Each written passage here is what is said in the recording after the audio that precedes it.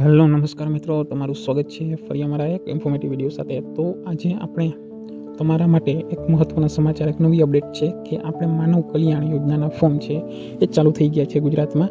તો હવે એને આપણે વિનામૂલ્યે જે ફ્રી વિતરણ કરવામાં આવે છે, સંચો છે, બ્યુટી પાર્લર કિટ છે, બરાબર, એવી અલગ અલગ 10 જાતની કિટ છે, તમને વિનામૂલ્યે છે વિતરણ કરવામાં આવશે. તો હવે આના ફોર્મ છે આપણે કઈ રીતે ભરવા, તો તેના માટે આપણે શોર્ટમાં 5 મિનિટમાં જોઈ લઈશ કે કઈ રીતે તમે એપ્લાય કરી શકો છો. તો ઈ કુટીર છે આપણે ગુજરાત ગવર્મેન્ટની પોર્ટલ ઈ કુટીર લખીને ટાઈપ કરી અને લખવાનું છે. ત્યારબાદ તમારી પહેલી જ વેબસાઇટ છે ઈ કુટીર, એના ઉપર ક્લિક કરો.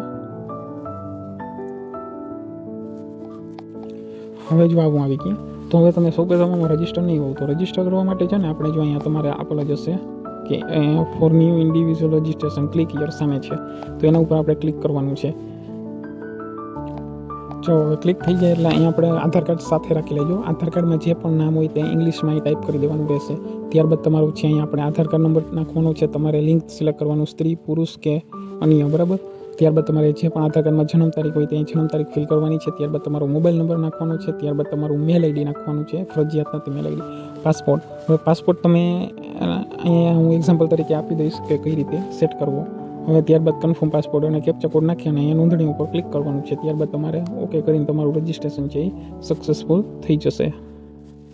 જો ત્યારબાદ તમારે અહીંયા યુઝર આઈડી એવી હશે, યુઝર આઈડી અને પાસપોર્ટ નાખી અને કેપ્ચર ઉપર ક્લિક કરી અને લોગિન ઉપર આપણે ક્લિક કરવાનું છે. યુઝર આઈડી છે એ તમારા મોબાઈલ નંબર ઉપર અને પાસપોર્ટ, યુઝર આઈડી અને પાસપોર્ટ તમારા મોબાઈલ નંબર ઉપર સેન્ડ કરવામાં આવશે. હવે અહીંયા જોવાનું છે આપણે માનવ કલ્યાણ યોજના, આના ઉપર આપણે ક્લિક કરવાનું છે.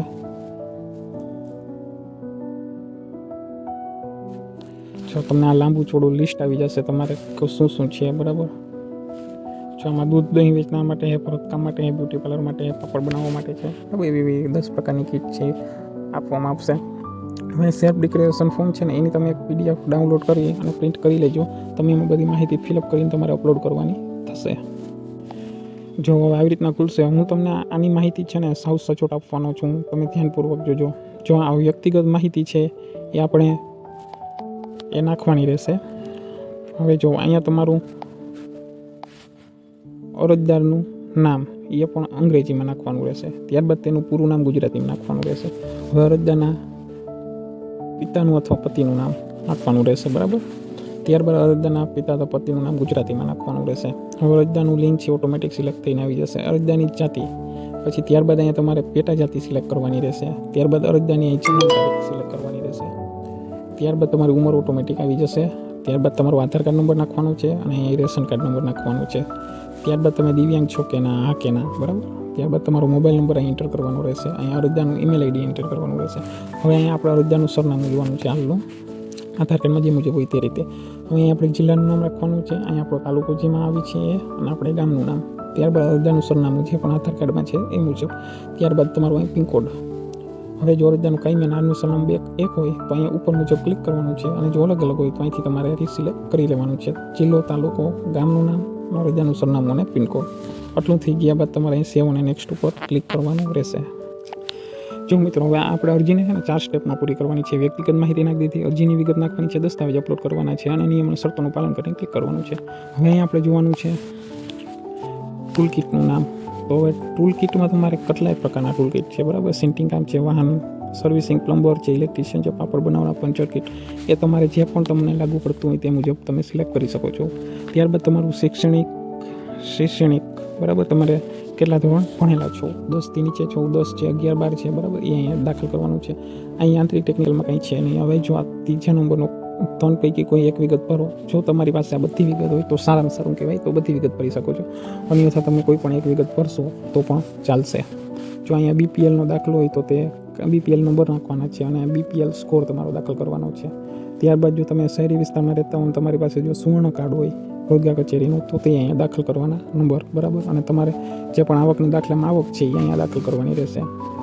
હવે ધંધાની વિગત, તમે ધંધો ક્યાં કરો છો તો અહીં ધંધાનું નામ આપણે છે ભરતકામ, બરાબર. અહીં ટૂલ કિટનું નામ છે ભરતકામ.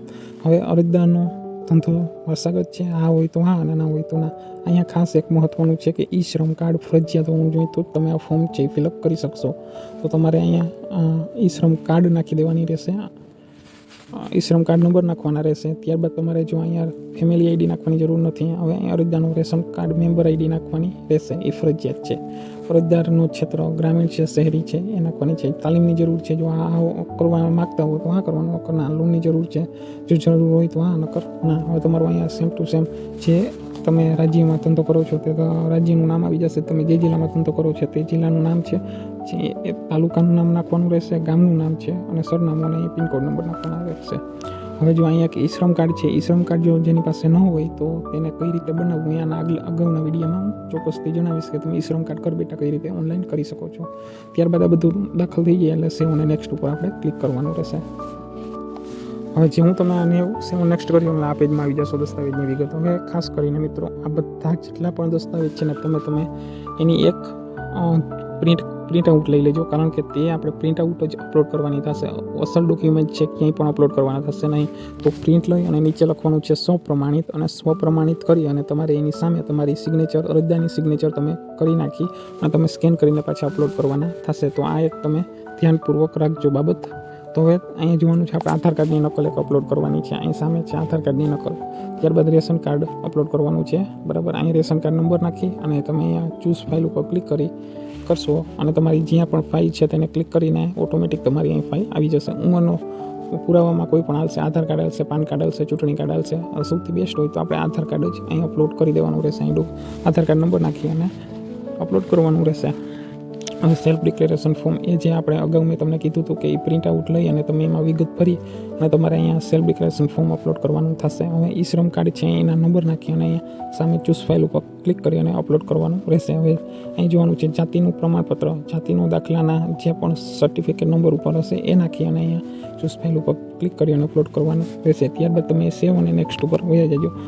સેવ નેક્સ્ટ કરશો એટલે નિયમ અને શરતોના પેજ ઉપર વહી જશો. ત્યાં તમારે ખાલી એક ટિક બોક્સ પર ક્લિક કરી અને તમારી અરજીને છે એ સબમિટ કરવાની રહેશે. એ સબમિટ થઈ ગયા બાદ તમારી અરજી છે ઇક્વિટી વિભાગ, કમિશનર વિભાગમાં જતી રહેશે, જેથી તમને થોડો સમય લાગી શકશે તમારી અરજી મંજૂર કરવા માટે. અત્યારે તો તમારી અરજી ઉપર કામ ચાલુ છે એવું જ બતાવશે. તમે તેની પ્રિન્ટ લઈ અને સાચવી રાખજો. જ્યારે પણ તમારી અરજી પાસ થાય ત્યારે તમને SMS વડે જાણ કરવામાં આવશે. તો હવે મિત્રો આ વિડીયો તમને કેવો લાગ્યો? જો સારો લાગ્યો હોય તો વધુથી વધુ શેર કરો, જેથી લાભાર્થીઓ સુધી આ વિડીયો પૂગી શકે. તો આવા જ વિડીયો જોવા માટે મારી ચેનલને સબસ્ક્રાઈબ અને લાઇક કરો.